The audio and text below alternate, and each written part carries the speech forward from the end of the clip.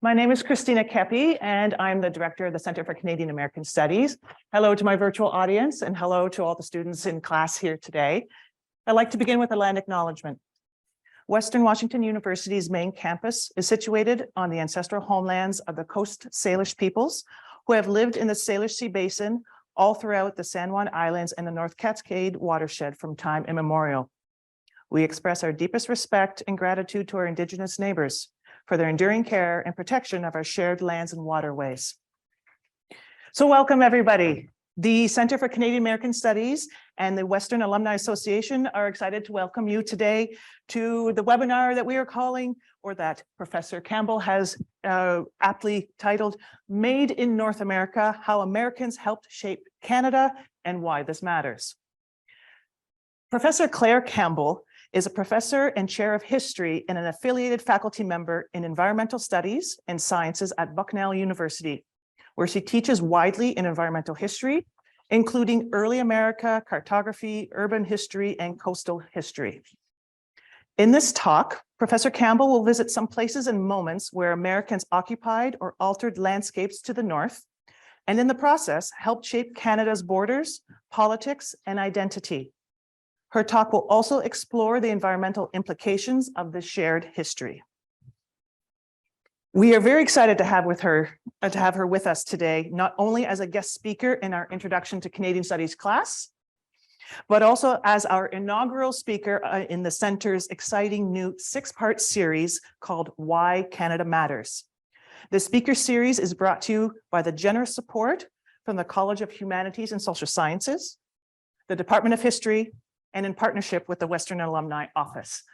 The second speaker, or the event, has actually already been launched for February 1st. So those who have joined us virtually, take a look at your inbox and you may have an invite there. Just a little bit of housekeeping before we begin. This is to my virtual audience. Some of you have submitted questions with your registration, and we appreciate those very much. Thank you. We always enjoy receiving questions.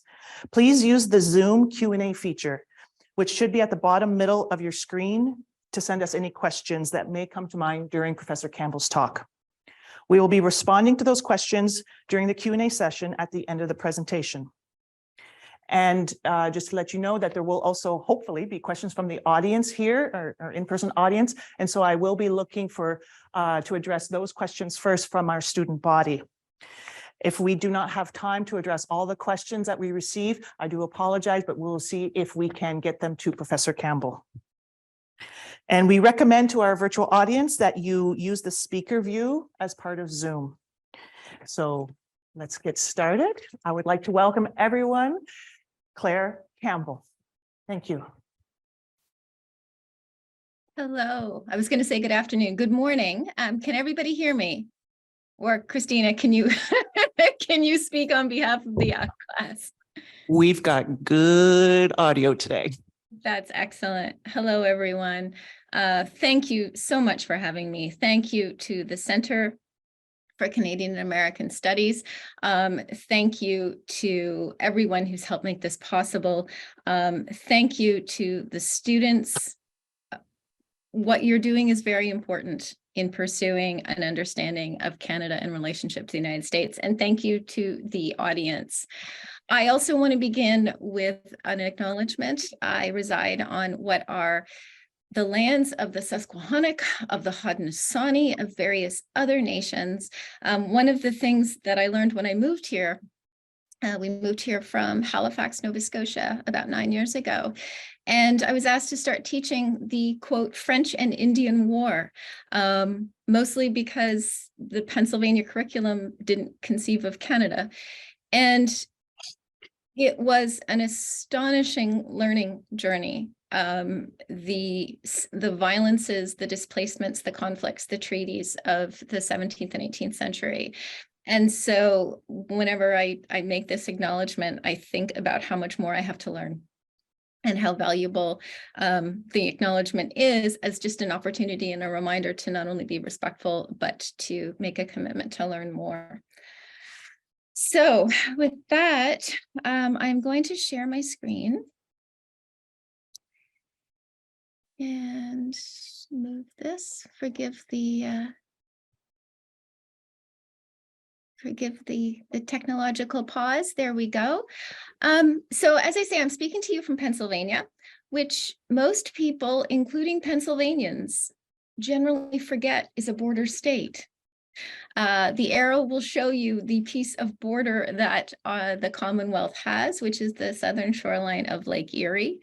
Border here tends to mean the Mason-Dixon line, but much more important to me is the border on the Great Lakes. One of the reasons we don't think about it very much is that things like the War of 1812 tend to matter more to me than to most of the people I work with. But it is a border state, and I am holding on to it with all my strength. You'll often hear, I think, as students studying the relationship between Canada and the United States, that the American Revolution created not just one, but two countries. And today I want to suggest that you can't understand one without the other. Sharing continental space, defining our differences, has profoundly affected how our countries come to be. Studying Canada with the United States is a way of understanding how national borders and national characters take shape in conflict and competition and cooperation, in exchange and mutual dependency and rivalry, from hockey players to fresh water. And for my particular interest, what this relationship tells us about the origins of our environmental situations and where we find ourselves in environmental crisis. Does the United States, though, recognize the effect it has on others, especially Canada? My son was Spider-Man for Halloween, and so I've got the expression, with great power comes great responsibility, a lot in my head. And I think that really applies to the situation of the United States as a superpower. So today I'd like to take us across time and space to 3 moments in our shared history. I just want to make sure that since Canada's Confederation in 1867, 3 moments where Americans occupied or altered what would become or what were Canadian lands and waters, or lands and waters claimed by Canada, I'll put it that way, as a way of understanding the shape of both countries and the origins of contemporary environmental questions. The moments that I'm going to talk about tend to be emphasized in Canadian history, in the Canadian narrative, and underemphasized in American history, but I want to suggest that they're actually revelatory for understanding both countries. There are a lot of moments like this. I have a running list of about 20, but I'm going to try to restrain myself to these 3.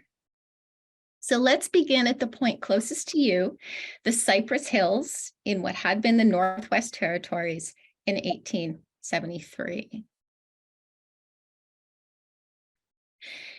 Confederation, the creation of a new country, Canada, originally composed of 4 very different British colonies remaining on the continent, was a highly pragmatic response to the political and economic problems and anxieties of the 1860s. Foremost is the anxiety about American intentions on Canadian territory, or territory that Canada intended to claim. But it's hard to build a national identity around both pragmatism and anxiety. It's not exactly Washington crossing the Delaware. So here I want to draw on the idea of what's called the imagined community. This concept suggests that a nation state, or any group really, holds together if supplied with images of communion, symbols or stories that paper over real differences of geography, ethnicity, language, and so on, by giving people something to share, something in common or communion. Think of it this way: you won't know everyone in this class, let alone your year at university, but you'll still identify as students at Western Washington University, or as Americans, or fans of a soccer team, or something like that. So even with the announcement of the Dominion of Canada in 1867, these new provinces had very little in common, except for the fact that they tended to rely on the extraction of natural resources, and that they generally preferred British allegiance to American annexation. which was a real threat, by the way. Congress did pass announcements calling for the annexation of Canada ahead of Confederation. So this new country was in dire need of both these images of communion and a practical state infrastructure to govern. And the United States conveniently gives us the motivation for both. So here are 3 excerpts from the founding document, the legislation from the British Parliament that created the Dominion of Canada, the British North America Act, that all demonstrate the political climate or the tenor of the time. Many Canadians, including the Fathers of Confederation, saw the American Civil War going on, or having just concluded, as proof of the weaknesses of republicanism and states' rights. So not surprisingly then, in response, they weighted the balance of power in this new country, Canada, toward the central or federal government. Those of you interested in current events might be following along into the inquiry going on in Ottawa right now as to the invocation of the Emergencies Act last February when a convoy occupied downtown Ottawa. And the debate there is over how much authority can the federal government use in order to ensure peace, order, and good government.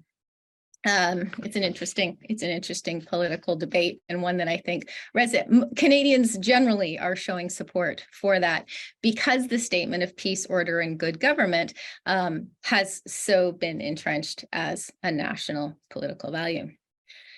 This will be especially important in the Western and Northern Interior, as long as the West remains federal territory, just like there's a greater amount of federal presence over Western lands in the United States. So Canada's Constitution spells out this emphasis on federal authority to ensure peace, order, and good government, but also a mandate for this new federal government to both acquire the Western Interior and to complete a transcontinental railway. So further emphasizing the authority of the federal government and these nation building projects. So this was a statement of ambition, but it's also a redress of anxiety, because Americans are expanding across the continent at 10 times the population. They're a decade ahead of Canada in terms of railway construction, and they are just happening to buy that parcel of Alaska the same year that this piece of legislation is enacted. So political cartoons tend to represent Canada in a couple of different ways: as a healthy child, vulnerable to American grasping intent and seeking the protection of Mother England, as in this case; or my particular favorite, the morally upright daughter of empire, disdaining any fraternization with the United States, the scuzzy Uncle Sam, who you really don't want your daughter dating, and Miss Canada insisting we will never be united. Similarly, this one's a little bit later, but it's the same kind of thing. The banjo playing Uncle Sam and Miss Canada literally sticking her nose in the air and insisting that he stay outside in the cold. And most pertinent to our point here, sometimes Canada is also shown as a healthy young man booting Uncle Sam off his front stoop, while John Bull, representing England, looks on approvingly. The language here is interesting. And no matter what comes, an empty house is better than such a tenant as that. That's an explicit reference to the Prairie West. An allusion to the continental interior that both sides see as empty and available. And of course, it's neither of those things. It isn't empty, it isn't even Canadian. It's the land and the homes of Plains people, of the Métis people, and it's the shared ecology of a common grasslands, as you see here in this geological map from 1884. The Canadian border is a completely artificial line. But for Canada, the United States, grasslands should actually be grainlands, the basis of an agricultural export economy, land sales, and a way to anchor a settler population with secure loyalties. And in many ways, it's because the two countries' national ambitions are so aligned. They both want to grid the plains for grain production, that we have to work so hard to differentiate ourselves in governance and in symbolism. So our objectives in terms of political economy are very similar. for nationhood and national difference to work, we need to cultivate other means of difference. And so there's a couple of different ways we do that. Federal surveys, which order ecology into territory and territory into property, regardless of what was actually there. As an environmental historian, grids of the prairies are just like catnip to me. Canada had also engaged its first real military venture into the West at Red River, or present-day Winnipeg, which is at the bottom right of the image, in 1870, when it confronted Louis Riel and his Métis supporters. This comes to a head in the summer of 1873. The Cypress Hills, the border of what is now Saskatchewan, Alberta, and Montana, were a well-wooded, well-watered destination for Plains people and Métis for millennia, who had also been crossing the 49th parallel for millennia. But American traders had been infiltrating into the Canadian West, establishing so-called whiskey forts. Meanwhile, the withdrawal of the Hudson Bay Company had left something of a power vacuum. So places like Fort Benton on the upper Missouri was closer to the Cypress Hills than any real British or Canadian authority. And they were also much more liberal and nonchalant in terms of their dealings with Indigenous peoples. So the crisis comes one morning when American traders and hunters, ostensibly intent on recovering what they felt were stolen horses, destroyed an Assiniboine camp and killed dozens of Assiniboine civilians and families. When news of this reached Canadians, public outcry propelled the federal government to accelerate what it had already been discussing, the creation of a Northwest Mounted Police. To be clear, the outcry was less about the loss of Indigenous life and more about the impudence of lawless Americans daring to set foot over the border. But in many ways, the effect was the same. The event was perceived as an incursion on Canadian territory, but also a transgression of those Canadian values of peace, order, and good government. So in environmental history, we often track along two lines. What is the material effect and what is the symbolic one? And a lot of this story works very effectively along those two lines. Because in 1874, the next year, the first troops, clothed in hand-me-down British red jackets, began what was going to be mythologized as the Great March, reaching the Cypress Hills the summer after that, so marching across the prairie. The new police force established a territorial presence in a network of forts and patrols to literally fly the flag and act as the face of the crown with Plains peoples. And this is a language that draws on 18th century treaty negotiations. So they're invoking a lot of legal symbolism as well. And so the part of what gets put into place is a new map of Canada, a new division of space based on the one hand, the settlement grid and the settlement geography, but also the geography of police or state authority. But the stroke of genius is really the image. The symbol of that peace and order, of law and order, clothed in the figure of a granite-jawed nice guy on a horse. I'm going to see if I can, what I might just do is actually, hold on a second. I'm going to pause my share and see if I can, oops. I'm just going to switch out to the video, which hopefully will work. Okay, there we go. So this is from a movie made by the National Film Board. If you are looking for resources for your research, this is a wonderful place to start. This was made in the 1960s to promote the ethos of the RCMP. And it's the musical horseback performance that they do for public.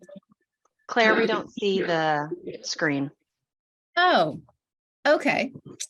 Well, you might have to unshare and then reshare on the new screen. Okay, so let's see if I stop share. And then I'll come over here, and if not, I can always just send the link to your class, and you can play it there. Let me see if I can share screen. Do you see it now? Yes. You. Okay.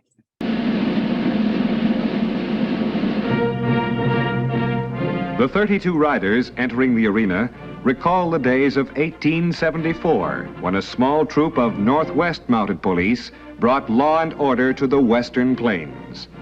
These days, horses are kept for ceremonial parades and recruit training.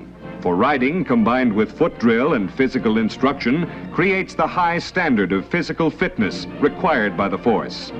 The trumpet call signals the ride to break into the first movements at the trot.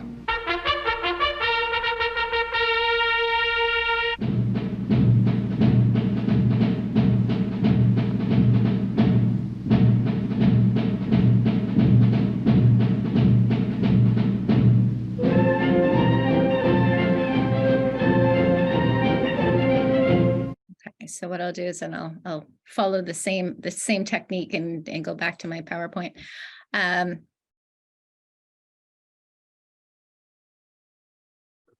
Just a sec. So what this, and I'm going to get to the critique in a moment, but what this does is give us a story of origins, which, you know, the political negotiation of Confederation isn't really a sexy story. So this gives us something a little more jazzy. It gives us a story of collective accomplishment, of territorial association. It defines us against the other, and specifically against the idea of American incursion. It gives us the heroic role. We're the good guy in that story. And it is highly visible, recognizable domestically and abroad. It is a stroke of marketing genius. It's also a wonderful way of deflecting the fact that this is a military force that is in many ways romanticizing the deployment of authority. But that's another sort of stroke of genius.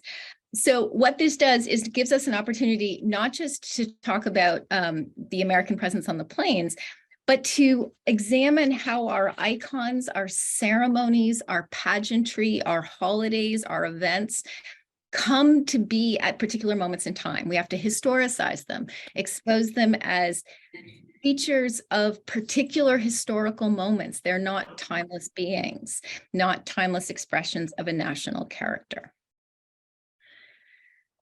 So that was the first, that was the first episode. The second episode is a little different and one quite close to my heart because it's about a place where I used to live. And it's a nice story about cooperation rather than competition or anxiety. And there's something called the thank you tree in the middle of that. This story also taps into a much longer history, the relationship between New England and the Maritimes, and especially the relationship between Massachusetts and Nova Scotia. Massachusetts troops had attacked forts in Nova Scotia regularly throughout the 18th century. Planters from upstate Massachusetts and Maine occupied Acadian farmland after the 7 Years' War. Privateers and Navy ships and trade vessels sailed back and forth across the coast.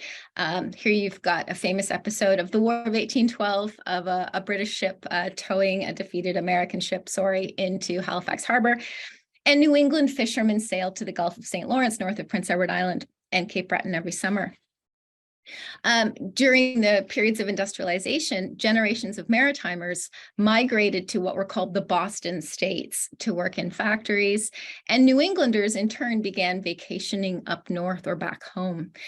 This is why, even to this day, you're more likely to see a Boston Bruins jersey on the streets of Halifax than you are a Toronto Maple Leafs or a Montreal Canadiens one. But the closest pairing and the biggest rivalry, or the closest connection, was between the ports of Boston and Halifax, both founded as entrepôts or ports on the Atlantic with world-class harbors. And it's because of that harbor, though, that Halifax witnesses one of the greatest explosions in human history. On the morning of December 6th, 1917, the harbor is crowded with wartime shipping, and two ships collide in the narrows that you see here, where the harbor narrows between the outer harbor and Bedford Basin. The Norwegian ship, the Imo, strikes the side of the French Mont Blanc. The Mont Blanc is loaded with benzol, oil, and TNT. She is literally a floating bomb. And it is the largest explosion in human history before the atomic detonations of 1945. Burning oil and scrap rained down on the city. The combined shock wave and tidal wave destroyed much of the city's north end, which has been home to the naval dockyards, the rail yards, shipping wharves, and most of the working class neighborhoods. More than 1,700 people were killed. Hundreds were blinded by flying glass. About 9,000 are left homeless, either by their houses collapsing in the shock wave or collapsing partly on top of their stoves and catching fire. And then the next day, a blizzard encompasses the city. Boston knows within 2 hours. This is kind of an astonishing moment. A telegram had been sent from Halifax, the branch of an American banking firm. And the telegram was rushed to the Massachusetts governor, who then sent the wartime Massachusetts Committee on Public Safety into action, because at this point, the United States has joined World War I. The first train, carrying about 24 doctors, nurses, and Red Cross volunteers, along with medical supplies, left that night, but was delayed by snow and to the fact that the entire rail complex had been blown up.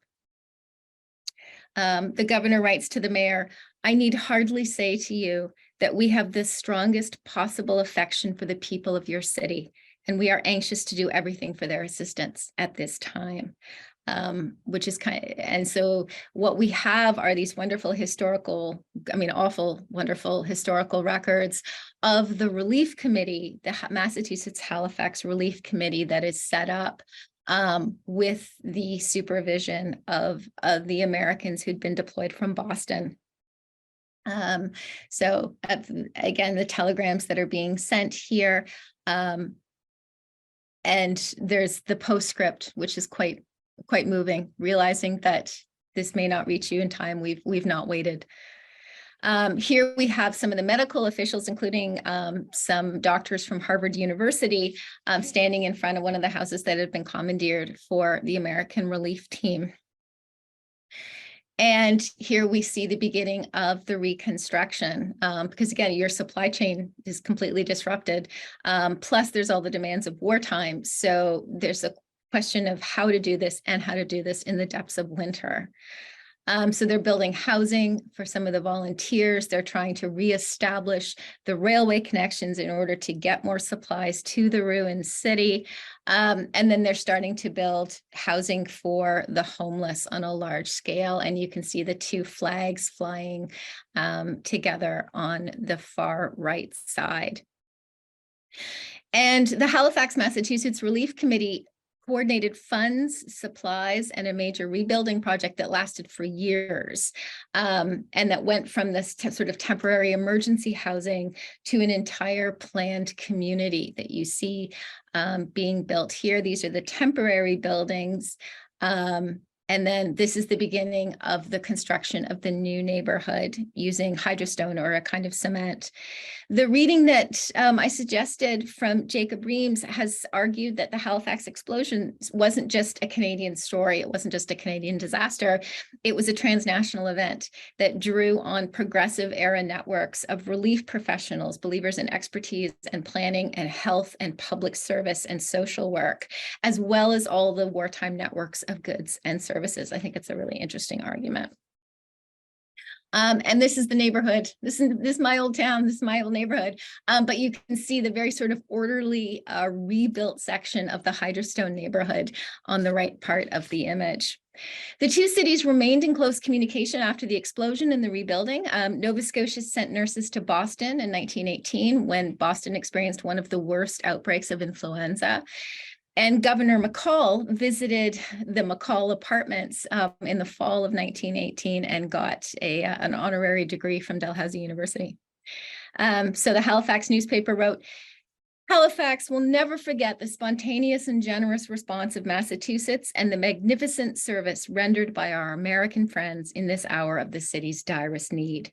And the Boston Globe wrote back, "It has probably done more to cement good relations and lasting friendships between the two countries than anything that has occurred in the past 140 years.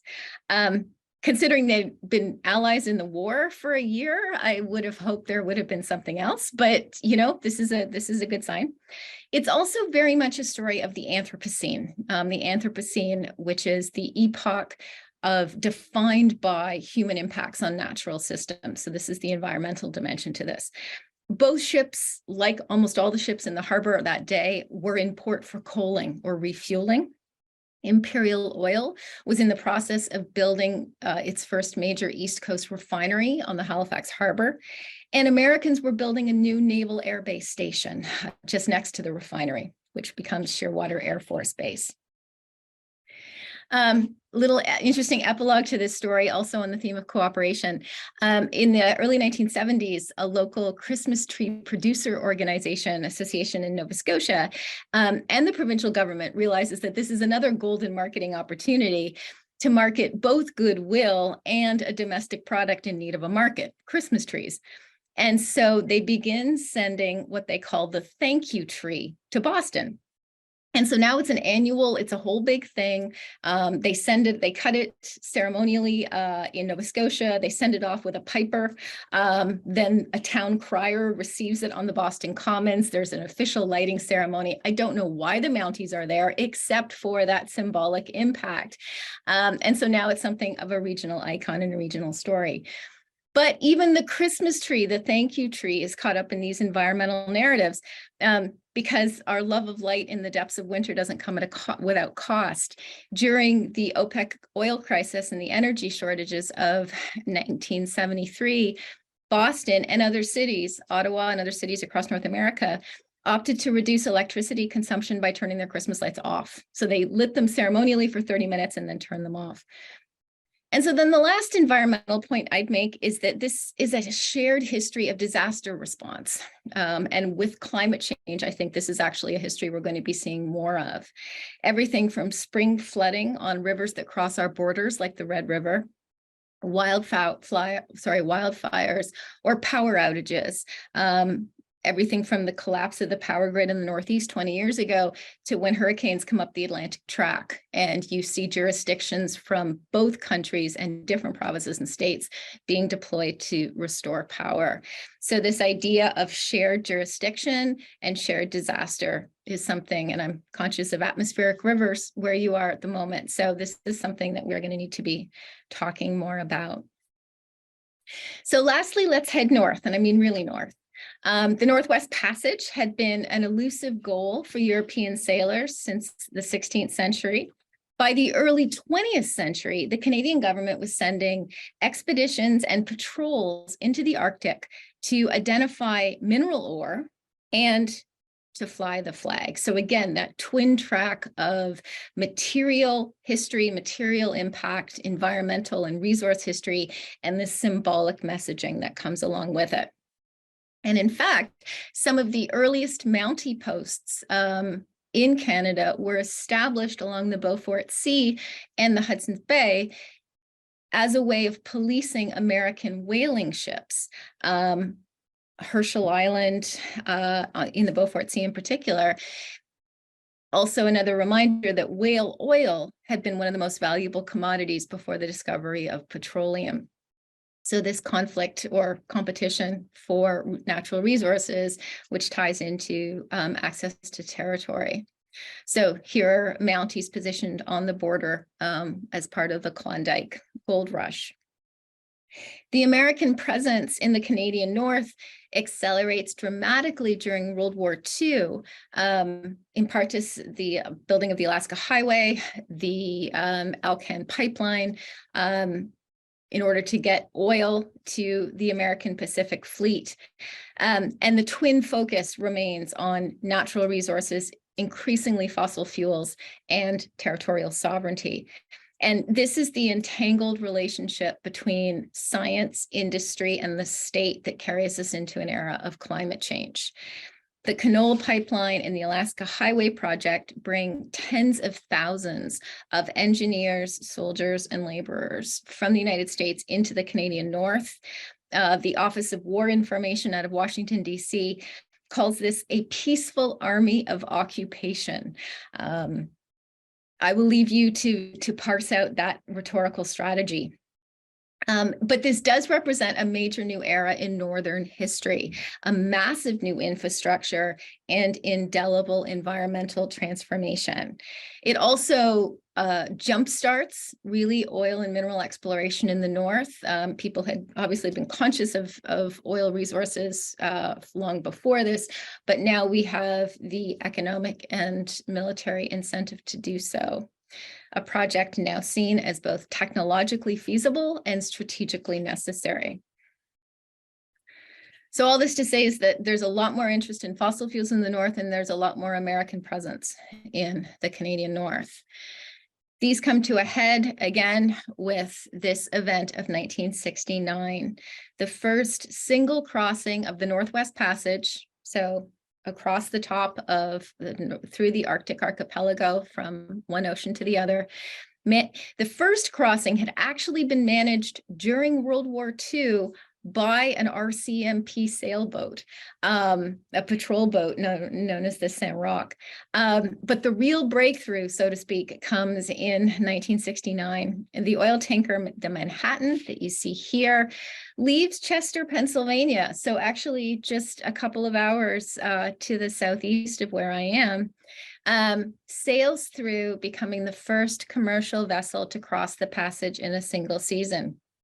She picks up a single symbolic barrel of oil crude at Prudhoe Bay, and then sails back, basically just doing this to prove they can. I will here offer a lament. CBC Archives recently basically put everything into a new lockdown. And so while there used to be wonderful footage of that first voyage, it has now sadly vanished. What we do have, though, are documentary records, newspaper records, because the Canadian press, as you can imagine, kind of went bananas. All generally on the same note, that this was an intrusion, not unlike that of 1873, when Americans came into space that should not be theirs. And so within a few months, Pierre Trudeau's government, the first Trudeau, had enacted the Arctic Waters Pollution Prevention Act, which asserts Canadian control over Arctic waters in a 100-mile zone. Interestingly enough, it passes Parliament unanimously, which is something that doesn't happen very often. And that says something about the political emotion of the moment. And so Trudeau says, Canada regards herself responsible to all mankind for the peculiar ecological balance that now exists so precariously.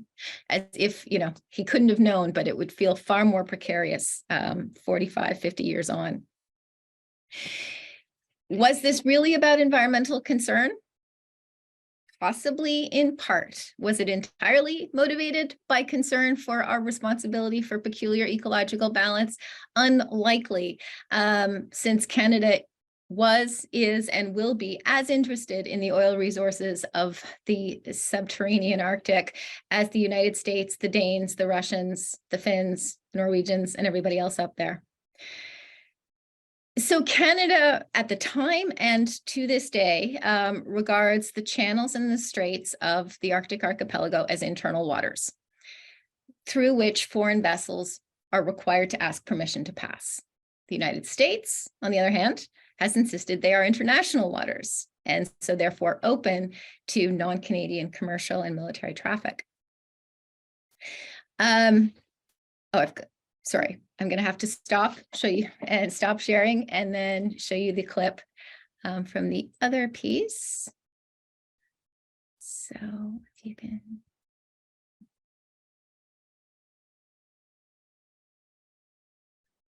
This is from just last year.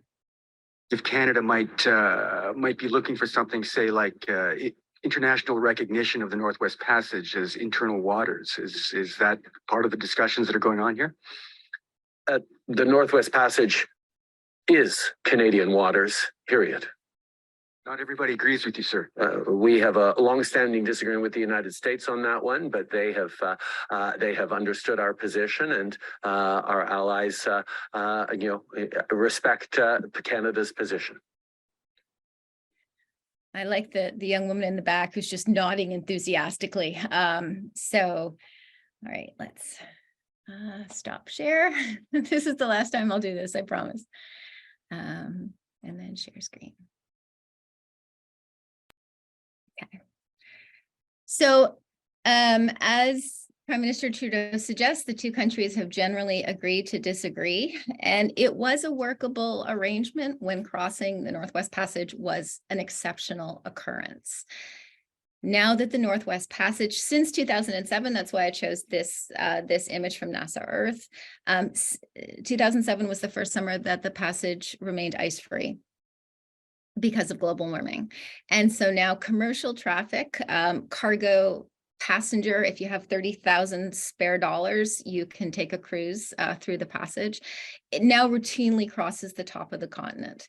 So what began as a moment of sort of corporate competition has now become aligned with international, transnational, both resource extraction, but also environmental response.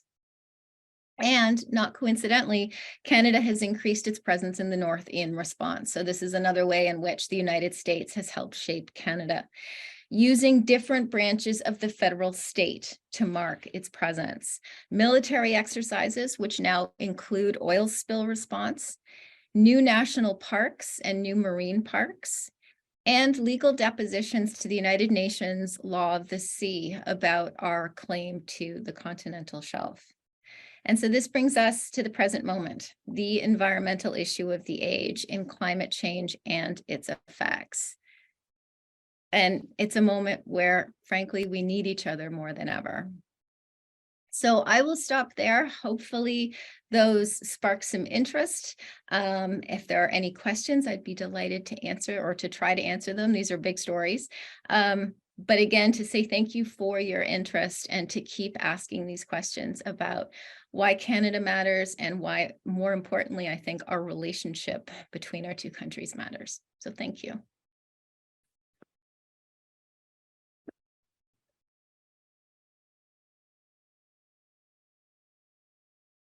Can everyone hear me? Claire, can you hear me? I can hear you, yes. Okay. Thank you so much, Dr. Campbell. That was really, really fascinating. The students here were viciously scribbling their notes, so that's always a good sign. We are going to open up to some questions from the audience here as well as our virtual audience. What will happen is if there are questions from the audience here in the classroom, that I will need to repeat them so that Dr. Campbell, you can hear properly. So I'm going to throw out to the audience here. Any questions that you would have for Dr. Campbell? Yes. About the Arctic water impact.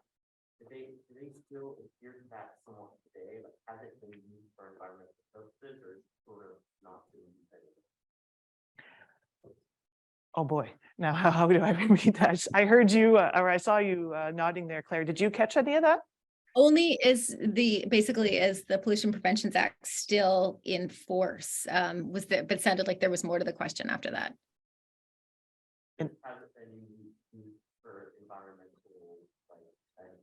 Has it been used for environmental benefits? Yes. Okay, so it is one now of a package of similar, because similar legislative responses, because with the increase in traffic, frankly, what happens a few years after the Manhattan crossing, there is the Polar Sea crossing. Then there are subsequent cargo traffic crossings in the early 21st century.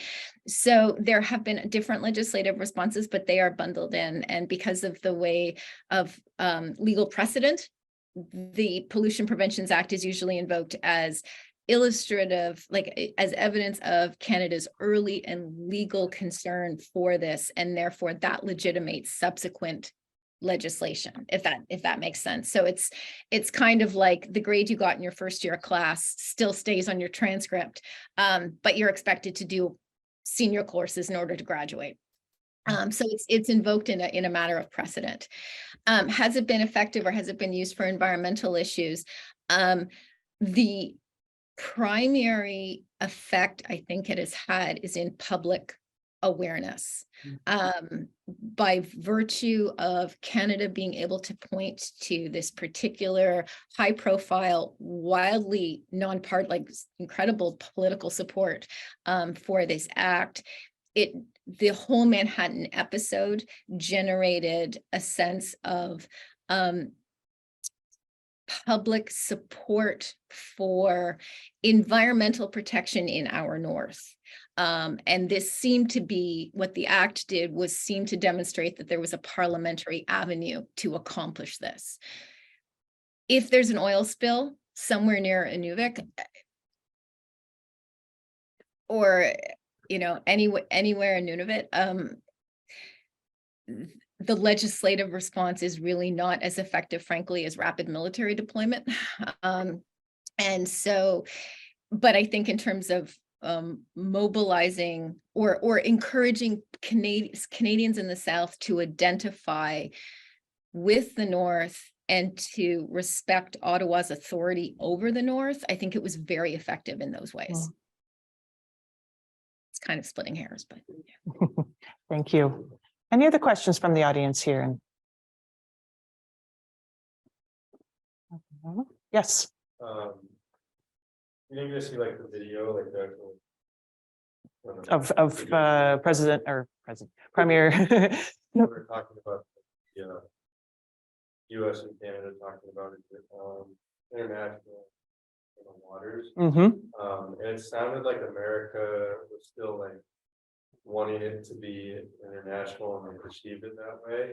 That's, and I think you said that was 2007. Is that still kind of an issue today where they're kind of like, hey, I want to use it freely as international? And I know Canada, like, is there still like that dispute? Claire, did you get that? Did you? So that was from the video that you were sharing. It actually did not come quite up on the screen. We could hear the conversation with Premier Trudeau. We're saying that the share passage, the waters belong to Canada. Right. Yes. Well, that's the quote. That's the quote. That's the tweet, as what they used to say when we still trusted Twitter. So the question is this still a bone of contention? Yes. And I think these things ebb and flow depending on the tenor of the relationship between the White House and, well, I would say 24 Sussex Drive, but our prime minister doesn't really live there right now either. So you may remember a few years ago, your former president proposed buying Greenland or taking Greenland. And so there was sort of a flurry of interest and some pretty hard-nosed statements about American claims to Arctic territory. That has softened because, generally speaking, in the 20th and 21st centuries, Democrat White Houses and Ottawa tend to be a bit more on sort of good terms. The greater pressure from the United States tends to come from the private market. COVID also kind of suppressed this for a number of years. We weren't really doing cruise ships, but that the demand is more coming from American private markets, mineral exploration and tourism, than any kind of insistence right now from the Biden White House on the North.